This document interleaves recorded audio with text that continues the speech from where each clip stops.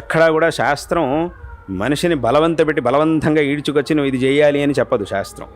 నీకున్నటువంటి శక్తి సామర్థ్యాల ఇప్పుడు ఒక 100 రూపాయలు ఖర్చు పెట్టి ఏదో ఒక మంచి పని చేయాల్సినటువంటి సామర్థ్యం ఉన్నవాడికి శాస్త్రం నువ్వు 100 రూపాయలు ఖర్చు పెడితే సరిపోదు, నువ్వు 1,00,000 రూపాయలు ఖర్చు పెట్టాల్సిందే అని ఎప్పుడు శాస్త్రం చెప్పదు. నువ్వు 1,00,000 రూపాయలు ఖర్చు పెడితేనే నీకు మంచి చేస్తాను, లేదంటే చెయ్యను అని ఎప్పుడు శాస్త్రం చెప్పదు. ధర్మం కూడా అలా చెప్పదు. శాస్త్రం ఏం చెప్పింది అని అంటే, నీకు దగ్గర ఇంతే సామర్థ్యం ఉందా, అయితే దాన్నే నువ్వు చెయ్యి, నీకు కావలసినటువంటి శ్రేయస్సుని నేను ఇస్తాను అని ధర్మం అని శాస్త్రం మనకి చెప్పింది.